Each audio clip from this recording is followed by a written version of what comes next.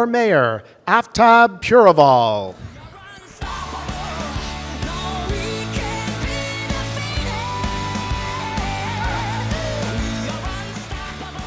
What's up, Cincinnati? This is incredible. I love that we've got incredible activists and citizens all around the stage, and I am just so thrilled that United States Senator Elissa Slotkin is here. Let's make some noise for her. We're going to bring her out in just a few minutes. Welcome to Over the Rhine, and specifically welcome to Rheingeist. We are just so proud to be able to host this very important conversation, given all of the craziness happening, not just in our country, but around the world. These conversations are so critically important for us as local citizens and local leaders to have access to a national leader, to let her know about how decisions in Washington, D.C. impact our quality of life, whether it is soaring energy prices, the affordable housing crisis that we're in, public safety, climate. All of those issues are so incredibly important here at the local level, and the decisions being made or not made at the federal government has been making life just much, much harder for all of us. So whether you're a Republican or a Democrat or an independent, whether you're undecided, this is our opportunity to have the hard conversations, to ask the questions about where we go from here, not just as a party, but specifically as a country. Senator Slotkin just represents a new generation of leadership, not just in Michigan, but in the entire country. She has won very, very difficult races, and she's done it not by appealing to the worst part of us, but by giving us optimism and hope and a vision for a brighter future. It is just such an honor and privilege that in her tour of Midwestern communities, she just came from Iowa, particularly states like ours, red states that don't often get access to federal leaders from the Democratic Party. The fact that she chose to come here, I think, is particularly special. I do want to give out, yeah, please, round of applause.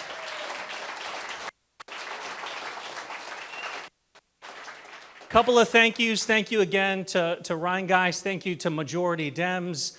Thank you to a couple of our own local leaders who are here.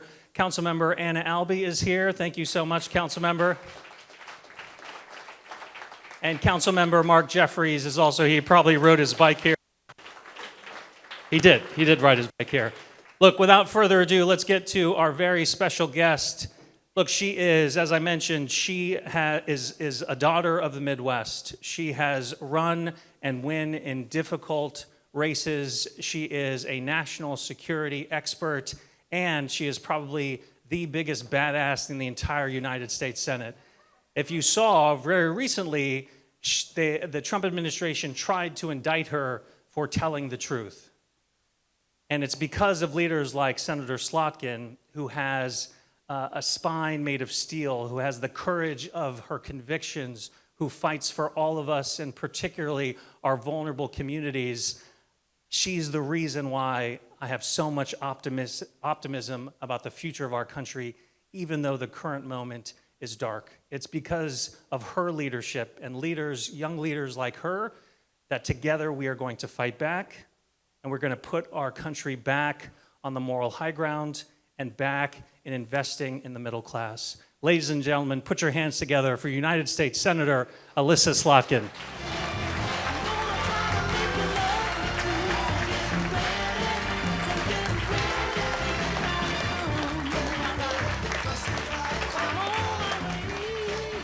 Hello, everybody. Oh, Lord, this is like my nightmare. Don't want to have my back to anyone at any one time, so I apologize in advance for those who I'm not be able to turn towards, but hello. Thank you to your amazing mayor of Cincinnati. Please, he is... I want to tell you, we're here because of an awesome organization called Majority Democrats. If you don't know, it's a new organization, and they're basically building the bench of the Democratic Party. They're going around the country and picking out those up-and-coming leaders who have a real future, particularly in tough states, purple and red states. So your mayor is also a Majority Dem. We are here together because we're both part of that organization. So you have a really wonderful mayor and a really wonderful organization supporting him. So thank you to Majority Dems. I'm Elissa Slotkin. I am the junior senator, the new senator from the state of Michigan. Thank you for the one guy who's clapping for Michigan. You know, it is always difficult for a Michigander to come to Ohio. We always have and especially, we were earlier this week in Columbus, which you really feel the tension there. The only thing that could get me to come to Ohio is, number one, great candidates and great leaders. Number two, I can walk in as a national champion from the, thank you, one guy in the back. We just had a great, Final Four. We just had a great game. I'm sorry. You're not sorry. You're not sorry. I'm not that Congratulations. sorry. I'm not that sorry, but it was kind of awesome. Thank you, Go Blue. Look at this. Oh my. Okay, so Cincinnati, you all really are different than Columbus, because you're not hearing a guy in public say Go Blue in Columbus. Yeah, and the guy back there heckling. It's great. I love it. Okay, so I am here for a couple of reasons. Number one, because I am a big believer as a new senator that we need more Midwestern voices in the Democratic Party. We need more folks who are leading from the middle of the country, because you all know it is just different to be from the middle of the country than to be from one of the coasts or maybe from one of the southern states. I know Cincinnati, you're right in this interesting crossroads. Whatever, people, you're Midwestern, okay? You're not Southern. You're Midwestern, and I think that, for me, there is a very big difference between someone who has to go home to their community, right? I live in a small town of Holly, Michigan. I've never won my town. I've never won my precinct. I've never won my neighbors. But they're still the first people I call when my dogs get out or if there's a tree down in the middle of the road.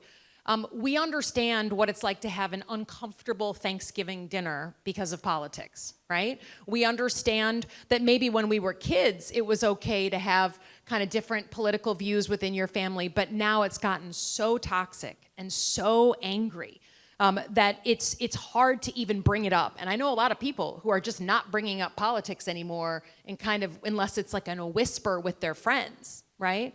So I think it's important for Democrats, but in general for anyone, to get a view from the middle of the country. So I've been spending a lot of time going to places like Kansas. I was just in Iowa. I've been in Wisconsin and in Pittsburgh. We're here in Ohio. We'll go to places like Indiana to elevate the up-and-coming leaders in those places, but also to hear directly from voters, to hear from you all and make sure that cameras hear from you all on what keeps you up at night, what you're worried about, what you're thinking about, because it's often pretty different than like sometimes the online Twitter conversation or whatever's happening in New York City or in California. So I would love to just hear your unvarnished questions. Trust me, as someone who won at the same time as Donald Trump in 2024 and in my previous elections, you cannot shock me.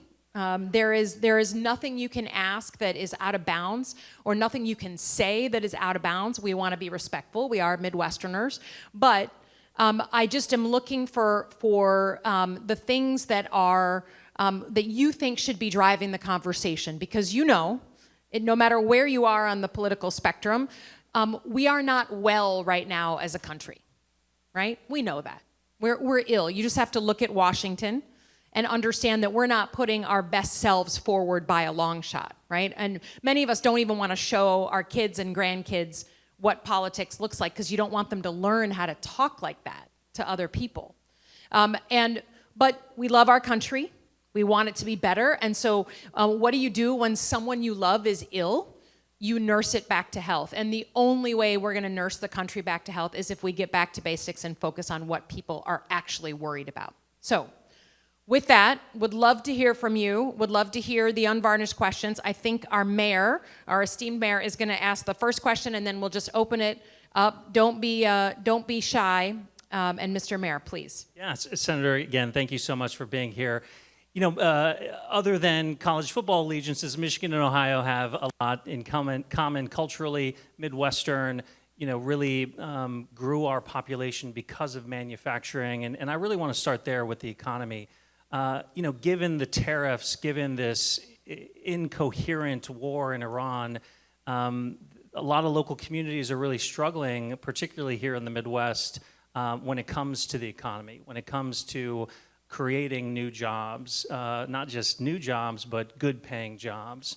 We're both states are very, very proud of our labor communities, but particularly our labor communities and labor families have been really hit hard with the lack of manufacturing. Particularly given the successes in the state of Michigan, what do you think we should be focused on as a party and as a country to really turbocharge our local communities here in the Midwest? Yeah, well, first of all, I'm a national security person by training, a former CIA officer and Pentagon official, but I will tell you, I believe in my bones that the existential threat to the United States of America is not China or Iran or Russia or a terrorist threat coming from abroad. The number one threat to the United States of America is the shrinking middle class, period, right? And it's not a political statement that the middle class is shrinking precipitously. Right now, the 80% of the spending in this country on all the fun stuff, going out to eat or movies or going to Disneyland, is being done by 20% of the population. And everybody else is feeling like they can't get in or stay into the middle class. And in Michigan, certainly in Ohio, we are the region of the world that believes we invented the middle class, where you could work in an auto plant and afford the car you were building, right? You could have a little fishing cabin up north. Some of you people have fishing cabins in my state, right? And yeah, this one guy just keeps clapping for everything Michigan, so I want to know the story afterwards. And I think the thing that is driving our country right now is this feeling of deep frustration that they can't achieve what they want to achieve. And it unites the recent college graduates, right, who feel like, wait a minute, I did everything right. I went to school. Now I have a lot of debt. I can't get a job that's going to help me pay that off. I'm living with my parents. When am I going to buy a house? It unites that group of people with folks who used to be able to go right after high school, go to the plant, go to a manufacturing site, get a job, and have a good middle-class life. And this is why I think Trump is the symptom of the problem, not the disease. The disease is the shrinking middle class. So if we don't get a hold of that, we can forget about what we can do abroad and all that stuff. We will not be healthy here. Because when you feel shame and when you feel frustration, you look for someone to blame. I see it in my own hometown. People look for something or someone, and it's someone who doesn't look like them or talk like them or pray like them. So I think it's existential for a diverse country like ours. So what can we do? Okay, well, Trump ran on this, right? This was his thing. I'm sure you guys are not as much of a swing state as you used to be. We're going to work on that. But Amy Acton, Sherrod Brown, make some noise. We're gonna, we have high hopes. By the way, tomorrow I'm going up through Dayton and Toledo, and I feel buoyed after coming to Ohio. I feel like, holy moly, is there going to be some headlines after November that are going to shock the country because they've written Ohio off. Absolutely. And that's wrong. But I think, Trump ran, and he said he was going to lower your costs and all these ways. And by any measure, just, again, being objective, you can't say that he's lowered your costs, and in some ways, like on gas right now, he's significantly raised your costs. But I do think, I will say this, that Trump, he figured something out with the boldness, right? I think Trump often has the wrong answer to the right question. He figures out what's really important to people and goes in and talks about that. And then his solutions are crazy. But he figures it out. And I think what I want to do is help Democrats figure out that boldness gene and how to breed that back into our leadership again and just put it on the right stuff.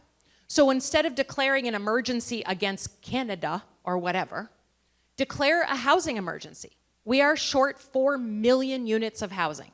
That's a supply and demand problem that makes it really hard to buy a house for anywhere in the country. There's ways to take the boldness and apply it to real solutions. But to me, you cannot be who we want to be abroad, or lead the world the way we want to lead the world until we get our house in order on the middle class in America. Absolutely. Couldn't agree more. And I'm so glad. Yeah, please give it up. I'm so glad, Senator, you talked about the $4 million units of housing that we need to build. And, you know, there's so many decisions at the federal level that are just making that so much harder. And it's not necessarily even coming from Congress. It's coming from President Trump. The tariffs, in particular, on the component parts of housing, like steel and timber and aluminum, are just making it even more expensive and even harder to build the housing units that we need. Here in Cincinnati, the good news is we're growing. For the first time in a generation, our population is growing.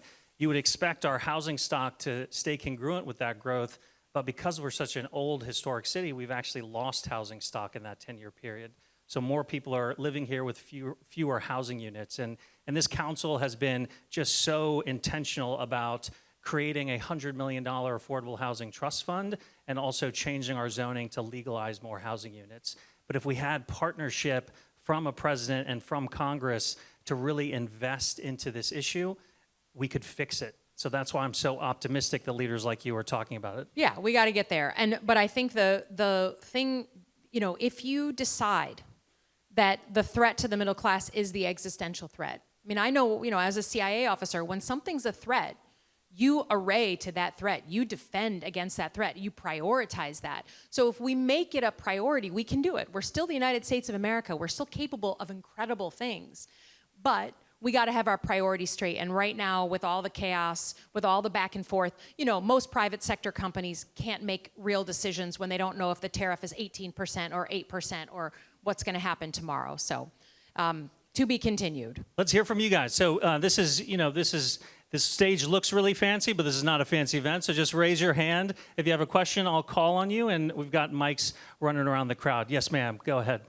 Hold on one second. We'll get you on mic so we can hear you. Thank you. Oh, hello. Welcome, first of all. I'm always concerned about the role of money in politics, as many of us are, because it plays an important role behind the scenes. So I'm wondering, with the new Majority Democrats organization, what is your view on taking money from AIPAC? So I think there's, let's talk about, first of all, the big picture issue. The view of politicians, both sides of the aisle, is not good, right? And the higher you up are on the federal level, the lower your approval ratings, right? The mayor probably has a way better approval rating than anyone in Congress, and well-deserved. And a huge part of that is that people believe they are enriching themselves when they get these jobs, and that they are taking and casting votes for the wrong reasons because of who funds them. And that spans the gamut from special interests across the board, right? The big one that I've seen close up is the pharmaceutical industry. They literally donate to your campaign so that they buy time with you when important votes come up. And man, when we voted to freeze insulin at $35, they just went from house to house to house, house office to house office to house office, saying, okay, we supported you. Here's what we expect. Here's why this is terrible. Here's why you can't vote to cap the price of insulin at $35. Now, I don't take corporate PAC money. So they just didn't, oh, thank you for the one guy in the back drinking a beer. But so they just skip my office, right? Because they believe it's like a transactional relationship. And imagine that happens on a whole bunch of issues when it comes to corporate PAC money. When it comes to just special groups, special interest groups, lobbying groups, they go from the beer wholesalers to issue groups to the whole thing. I think Americans have the right to support those groups and do whatever they want. Doesn't mean I have to agree with them. I don't personally take money from AIPAC. I haven't in many, many years. But they and every other organization have an ecosystem in Washington that they are doing things that there's plenty of groups like them that do the very same thing, a Pakistani American group or whatever group. But I think what leadership is, in my mind, is about decisions. And so every politician has to make their own decisions. I think the one thing to watch that's kind of coming on the up right now, if you haven't seen it, we've been dealing with many years trying to ban members of Congress and their spouses from trading stocks, okay? Because it is really amazing. I'm on the Armed Services Committee.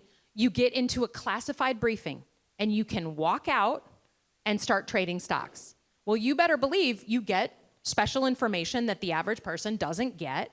And then and we saw this during COVID, right? We saw a bunch of COVID briefings before COVID was like truly upon us. And all kinds of members of Congress, Democrats and Republicans, were trading stocks healthcare-wise, right afterwards.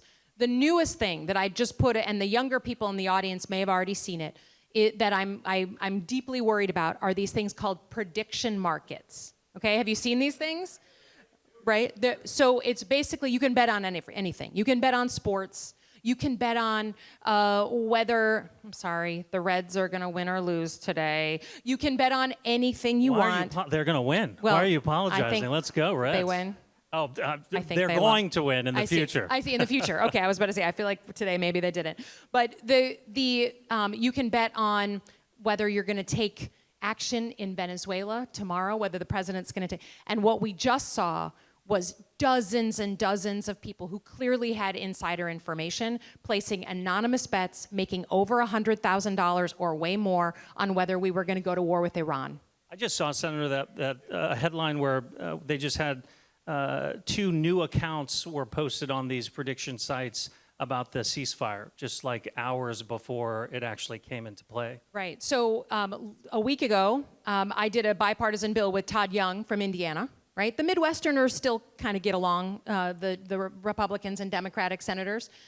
We did Fox News together about banning anyone in the federal government, whether you're a career civilian, as I was, or a political person like Donald Trump, from placing bets on anything, particularly issues of war and peace. So to be continued, but until we get a handle on these issues of money and politics, you're just not going to have people feeling faith that people are taking votes and casting votes on behalf of people as opposed to interest groups.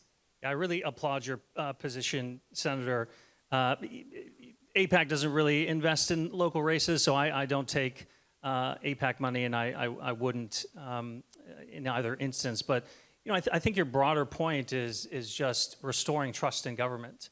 When we have a leader who is threatening genocide, when we have a leader that is more interested in blaming people or obfuscating, more interested in dividing us, the cascading results of that are a lack of trust in government, not just at the federal level, but even here at the local level. And so I think your principled stand, particularly in the face of that, is so critically important. Let's go around the horn here. Yeah, go ahead, Xavier. Mike is on the way. Oh, he's got his question written. A good Xavier student is prepared. So, basically, going back to what was said over here, you have not taken money from AIPAC, but pro-Israel lobbies and their donors have spent $4.5 million on your campaigns. But I do have a question unrelated to that. I just wanted to add that. So I'm curious why left-leaning media, well, I guess mainstream media and establishment Democrats are spending energy attacking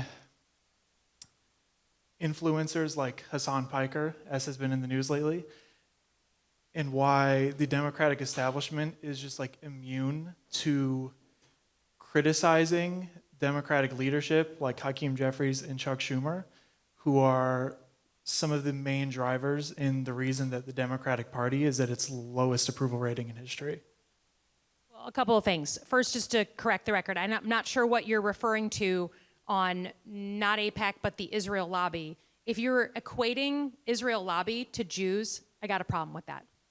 And that just like you wouldn't say, the Iranian, Iranians, whatever happens, the Iranian government does is what Iranian Americans believe. I think it's really important, especially now, to make a distinction between the Israeli government and the choices that they're making and the average Jew, okay? And Jewish people who donate to campaigns. So I feel very strongly about that. But in terms of criticizing or not criticizing, again, I can't represent, there's not like some Oz behind the curtain of establishment Democrats. I can only represent myself. And when it comes to talking about anybody who comes into our world, and Hassan Piker was just in Michigan, Chuck Schumer is the leader of the Senate that the caucus that I sit in. The only way that I know how to get through, is certainly as a Democrat representing a state that just voted for Trump, is you got to call balls and strikes. You got to be able to call out the people that you don't like on the other side, but you also got to be able to call out things when you see it on your side. So let's take leadership, right? Chuck Schumer. It's a hard job to be leader, but I've said for years, including when Joe Biden was president, that we desperately need a new generation of leadership in the White House, the House, and the Senate. And I say that here. I've said it a million times. And I think, to me, that's part of the reason I'm here. And I will say I'm 49, which is, you're way younger than me, right? So to you, I'm like, a grandma. But I call myself a summer chicken, not a spring chicken. But to me, the only way that we're going to be able to move forward is if we have a different generation that just thinks differently and works harder and just conceives of their service in a different way. And while there are many people I serve with in Congress who have been there since I was in high school, okay? Sometimes before then, sometimes when I was in elementary school, and they've given their life to service, the institutions and the world we live in have changed. And we need leadership to change with it. So I don't have a problem saying that, and I'll say it to you. And I think now the question is, okay, well, once we're over this kind of like, well, he said, she said, what are we gonna do about it, right? What are we gonna actually do to make sure that we can fight what's going on? The takeover of our democracy from the White House down. I'm interested in doing something about it, not just yelling across the internet. And so to me, that's part of the reason I'm here, is to support leaders and to try and have conversations outside of Washington where we can actually get to something practical and real, as opposed to just fighting amongst ourselves, which, by the way, the Republicans are thrilled to have us do. Yeah, and I really want to add on to that point, because I couldn't agree more about a new generation of leadership and just more younger leaders in high-profile positions like the one that you have. Cincinnati is a perfect story for that. 50 years ago, a house cost about $75,000, and it constituted just a fraction of your income. Now, a house in Cincinnati is roughly $400,000, and it is just a huge portion of your income. And so, folks who with that lived experience of understanding the real challenges, who haven't paid off our home, who want to ultimately own a home, is so critically important when making these big national policy decisions. When I talk to young people, they don't believe that they'll have enough money to own a home or own a car, and having leaders understand that is critically important. And of course, having leaders that can take on the big tech bros and hold them accountable for how their technology, social media, but now AI, can be weaponized against young people, I think is also critically important. And I would just add on the AI issue, right? It's pretty hard to have the flip phone generation regulating AI, or in this case, not regulating AI, right? And I think that's part of it. No, every day I experience a whole bunch of new and emerging tech issues with people who, didn't really love having to get email. And so I think it's not that it's impossible to understand if you didn't grow up with it. Very few of us grew up with AI. That's very, very new. But it is important when we're starting to think about what the left and right limits of this new tech ought to be. And by the way, if we were healthy as a country, we'd be talking about this in Washington 24/7. We'd be talking about this new emerging technologies and how to put left and right limits every day of the week, instead of like Greenland and whatever else we're talking about every day. Yeah, thank you. The U.S. Senate feels like MS-DOS sometimes, so it would be great to get some new blood. Anybody on this side? Yes, I saw your hand first. Go ahead. Our mic runner is potentially coming. There we go. Thank you. What keeps me up at night was the conversation that you started having about affordability and the middle class. We have a daughter who has her first big girl job and her first big girl apartment. And she said to me about 4 weeks ago, Mom, after I buy gas, after I pay my rent, after I pay my expenses, I don't have anything left. I cannot figure out how to do this. I cannot figure out how to save. And particularly on the federal level, I think there's two things that I would love to see. And the first has to be a conversation about wages. For so long, we have tied wages to this idea. We've got the one side with the minimum wage, which we know is a poverty level wage, and the other side, the other thing that we hear so much about are like CEO wages, which are out of this world, right?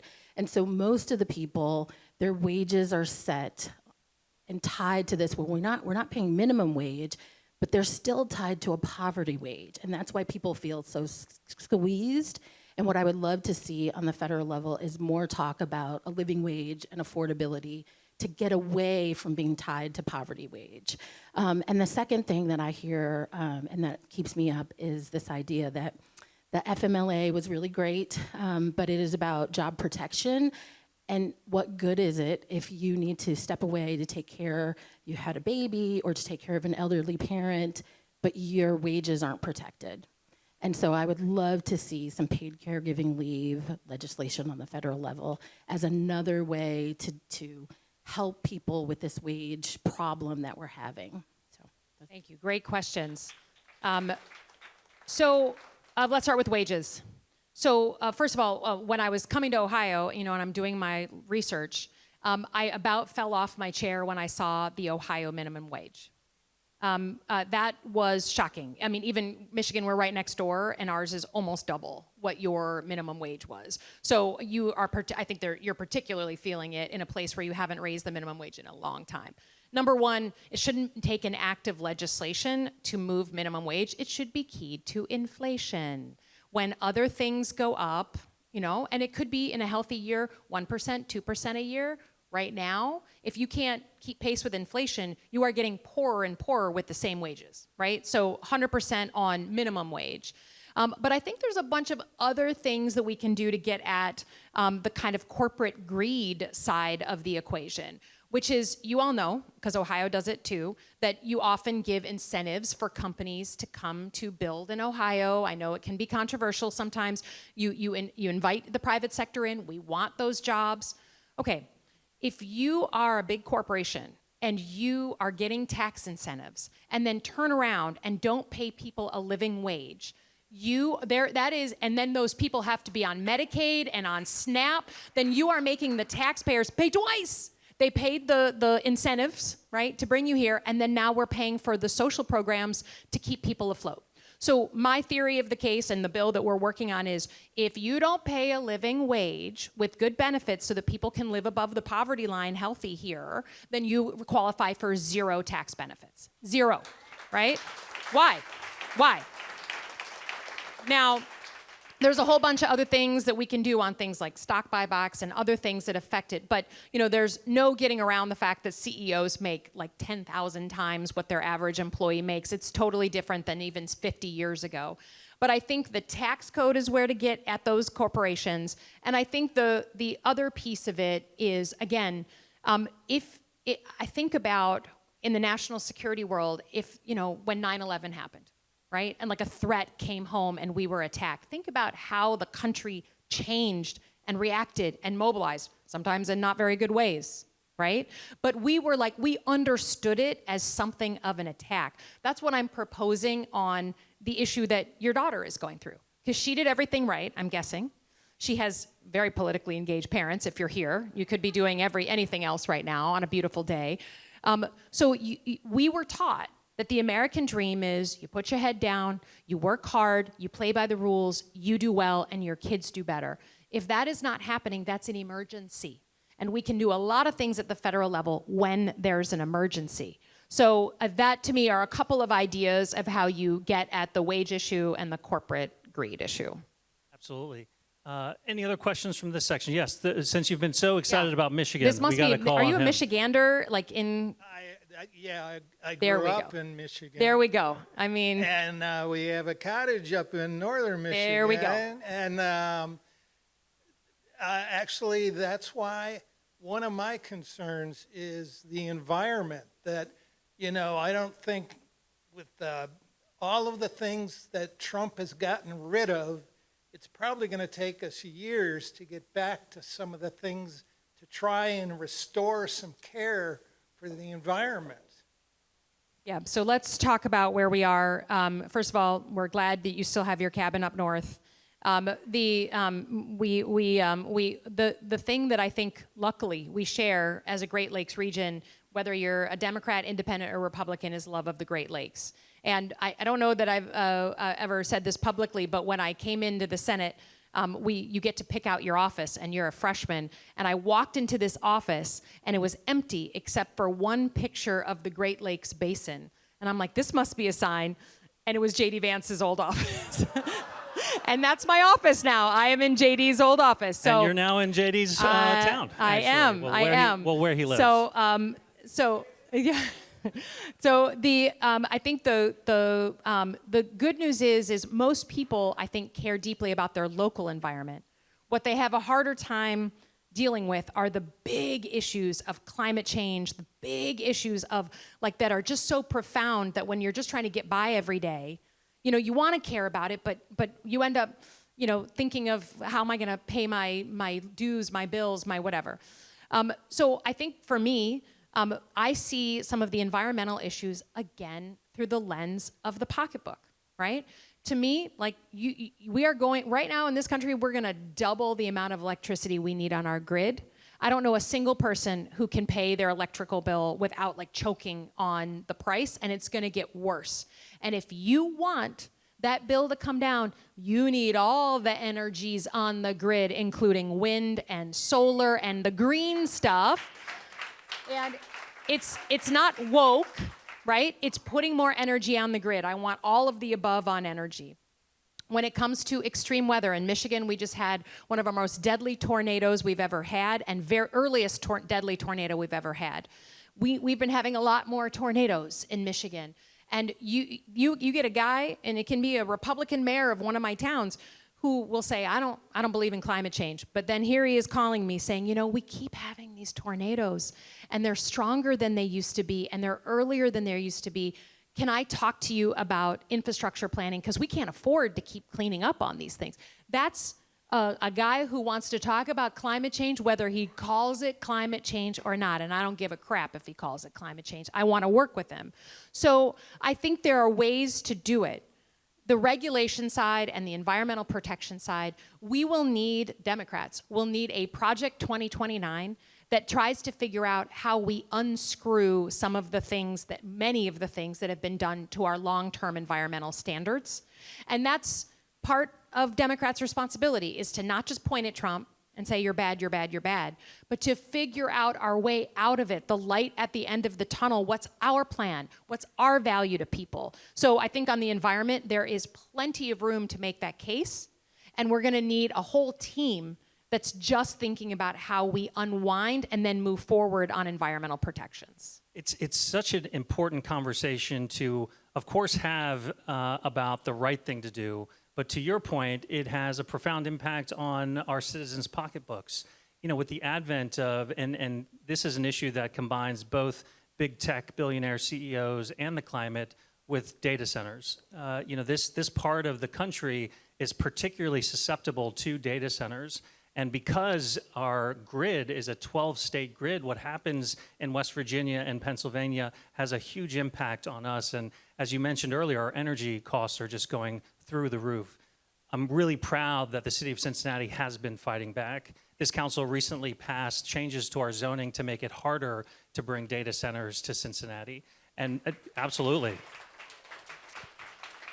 It's just fundamentally unfair for tech CEOs who are billionaires to pass on those costs to everyday ratepayers like you and I. And so we're fighting back. And in addition to that, we're going on the offense. Senator, Cincinnati is home to the largest solar farm that's city-led in the entire country, 100 megawatts, just 2 counties east of here. And we just broke ground on a new 40-megawatt solar farm on an old dump just last month.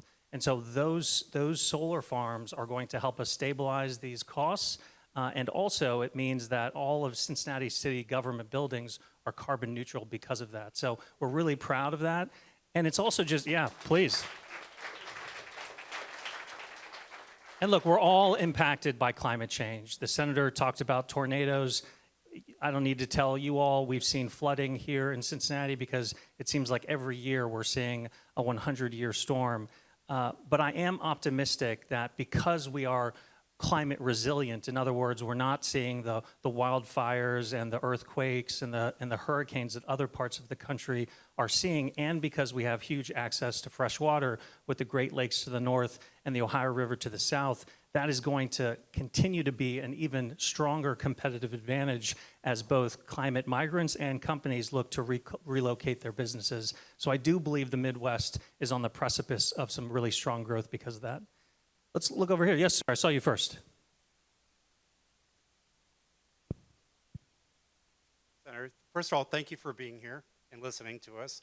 And I really appreciate your common sense approach to problem solving and thinking about moving ahead, as you just mentioned. A lot of people here were engaged and were really kind of excited to come.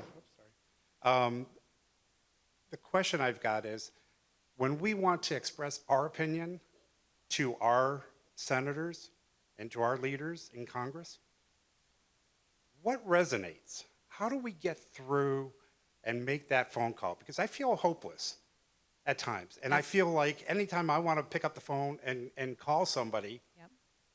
I feel like it's going to fall on deaf ears. So, you know, what is it that gets through to people like you in your position, and how do we start moving forward? Yeah, great question. And it's just to make sure you know that I understand that feeling. There are times when I just come home and I'm like, I just need to turn on some trash television and just disengage from the world, right? Ooh, what do you watch? What's the this trash? Is, you know, we just had Love is Blind Ohio. Did you catch? I Did did you catch not. that? Okay, you know, I can't do the I'm reality alone. TV. I'm alone in that. I can't do reality TV, but like I have been known to do like a Bridgerton or something like that, just like cotton candy TV, right? So it's okay to feel like you're overly saturated, because it does feel different than, let's say, 15 years ago, where you could watch Tom Brokaw on the news and see what was happening in the world, but then you could go on with your life and not feel like there was constant crisis, constant upheaval. So number one, it's okay to feel like that. Number two, here's, as a new senator, what gets through to me. Number one, I do get a report every single, like it's basically every other day, on what's being said on my phones, emails, and letters. Mostly these days it's phones. We have every senator has people answering the phones, and even though it's hard, you can't have a senator call back every single constituent, you certainly get the ranked list of what the heck people are calling about. And it changes. Right around daylight savings time, wow, there's a lot of Michiganders who are big mad about daylight savings, and it'll be that. Right? So it's not all, the news of the day, but I guarantee you, when your senator's phones are blowing up, they are told. They know, okay? That's number one. Number two, the power of human stories is more compelling than any talking point, than any policy paper, than any whatever website. So getting together in a group, and it can be Rotary, it can be, the women's group of such and such. It can be the Farm Bureau. It can be whatever your orientation is. When those people ask for a meeting, because it's hard to take a meeting with every constituent, but when you hear the Rotary is really concerned about the cuts to food stamps and what it's doing in their communities, and they'd like to talk to you about it, most senators find their way to showing up or having someone senior take the meeting. The organizations have power, especially if they have a national wing, right? When we were at the market earlier today, we met a bunch of women who were in League of Women Voters. And like, those ladies can get a meeting. Okay, so that to me is my advice, is like, find your people and then exert your frustration. A lot of that right now can be on healthcare, saving a local hospital, whatever it is. And then I would say, lastly, some people are protest people, some people are not, right? Some people are gonna go out to a No Kings. Some people would never show up at a No Kings. If that's your thing, I do think it is important to be in community with other people who are also frightened. And then last thing, Nothing is more important than preserving our elections and our electoral system. And we know the president has made clear. The president, I had to sit through the State of the Union on the House floor. It's hard, right? It's hard. And he said in the State of the Union, if my party doesn't win in November, the elections were rigged. He is telling us what he believes. It's the same thing he said 8 months before the 2020 election. And the next thing I know, I'm barricading myself in my office in the House of Representatives as a mob is coming through and people are being shot, right?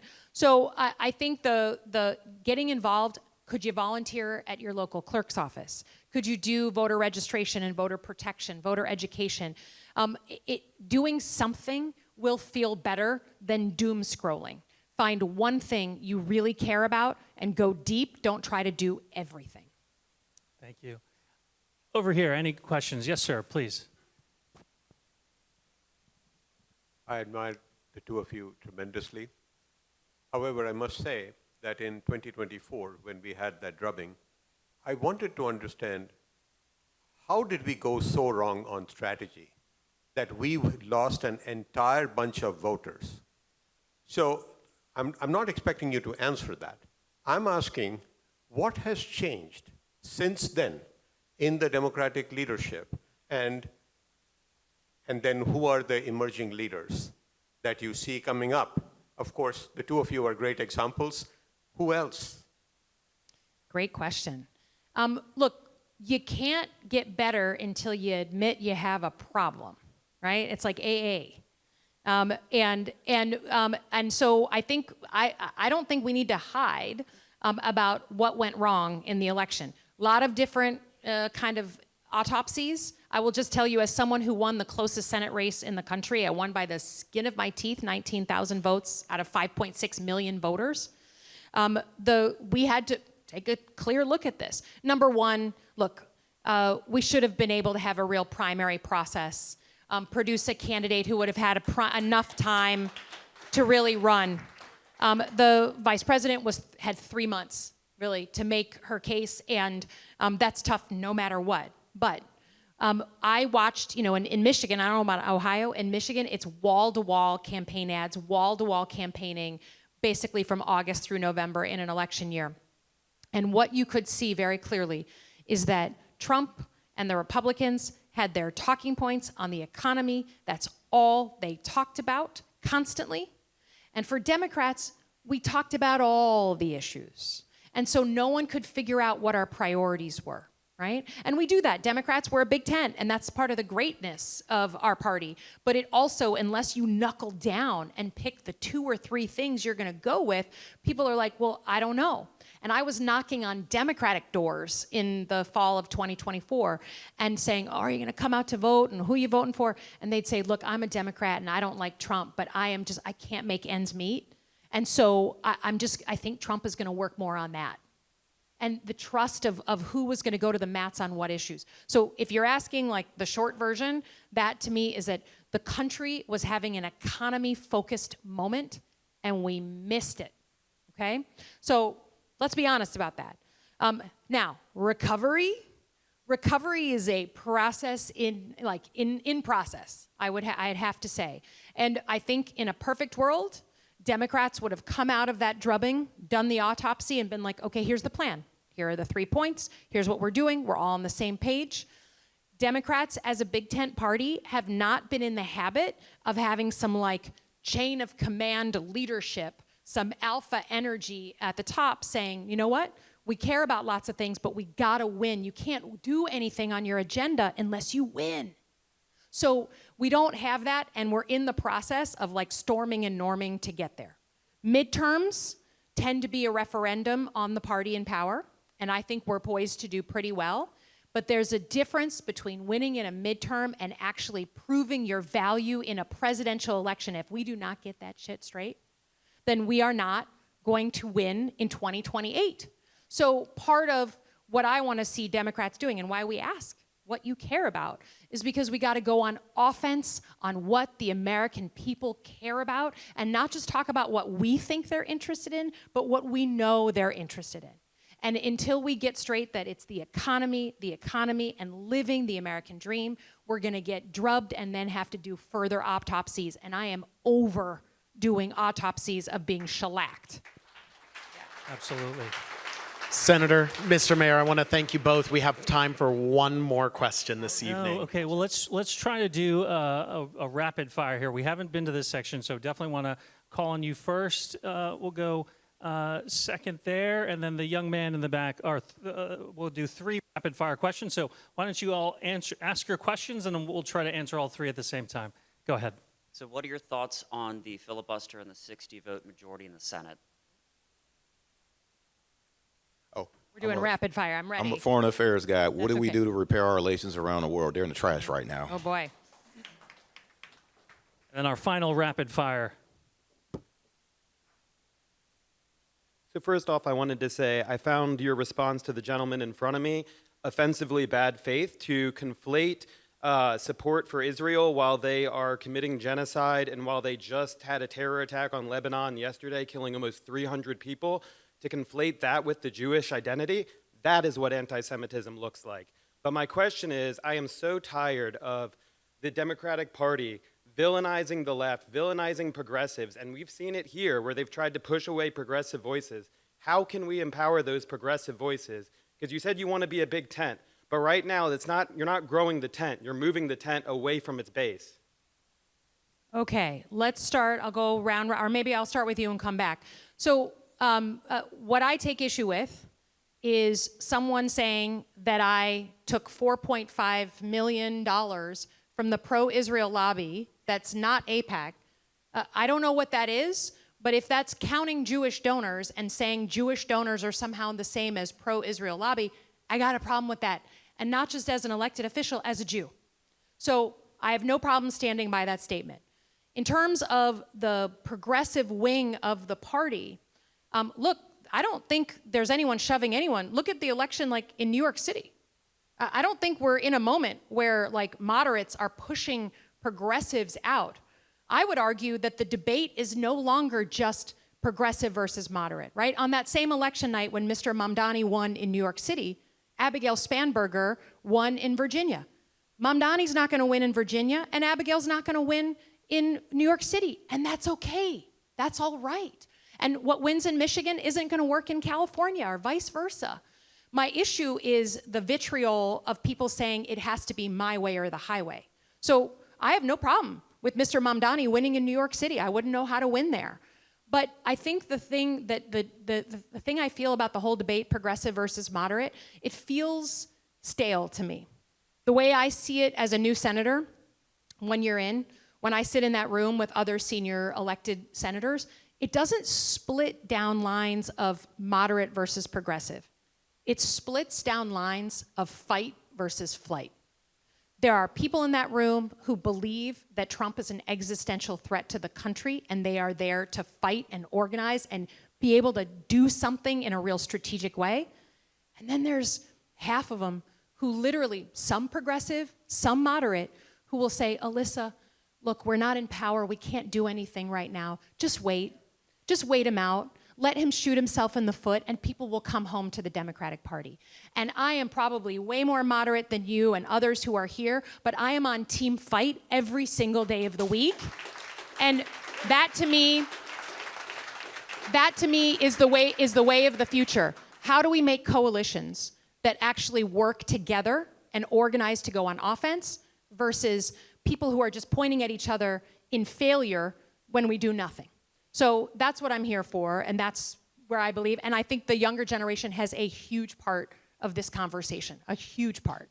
Senator, the next question was, yes. how do we restore our relationships around the world? Okay, this is switching gears. So look, I think we're seeing in the Iran war that when you kick allies in the teeth, they don't want to play with you in the sandbox, right? We have the Persian Gulf literally shut off, something that's important all around the world. But the president has spent so much time alienating our allies and partners that they don't sign up and jump to attention to come and help us. That is the proof point anyone should need to say that that strategy of cozying up to adversaries and kicking our allies in the teeth does not work. I will have to say, I don't think repair of our reputation around the world is something that will just happen through words. I think we've shown people that, you know, we can sign an agreement and then pull out of the agreement when the new president comes in. We can pull back, we can go forward with military action. We have given the world such whiplash after many, many years, since, you know, from World War II, you know, the Cold War, like Democrats and Republicans had different policies, but on foreign policy, it was more similar than it was different. And that's gone. And so you know, the folks I know in the national security world, we put it at a decade after the Trump administration of actually putting our money where our mouth is with our actions to convince people that we deserve to be a world leader. Okay. Finally, the filibuster. The filibuster, good Lord, these are disparate topics. So look, you know, I've said for a long time we need to reform the filibuster because it is in many cases preventing us from having important legislation even get to the floor, right? It just stops it from even having an up or down vote. Now, 2 weeks ago, and I want to be objective about this as a you know, sentient person, 2 weeks ago we had a terrible bill that passed through the House and came to the Senate called the SAVE Act. Okay, Trump's voter thing, which basically would have said you have to prove your citizenship when you vote, which takes a passport or a original birth certificate. And for any woman who took a married name, right, okay, so it's horrible disenfranchisement. Basically got rid of a ton of mail-in voting. I mean, it was meant to disenfranchise voters. That didn't move because of the filibuster. So I'm struggling.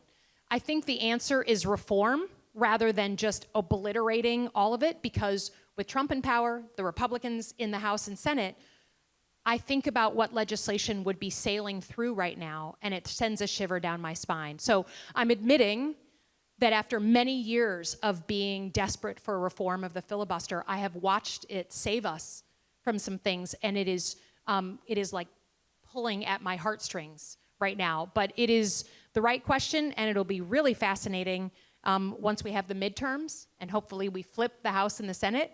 Well, what do we want then? What do we want then? So it's the right question, and hopefully we have a lot of questions to answer after we shellac in the House in the midterm elections. Cincinnati, make some noise for Senator Thank you, Elissa guys. Slotkin. Thank you, guys. Thank you so much, Senator.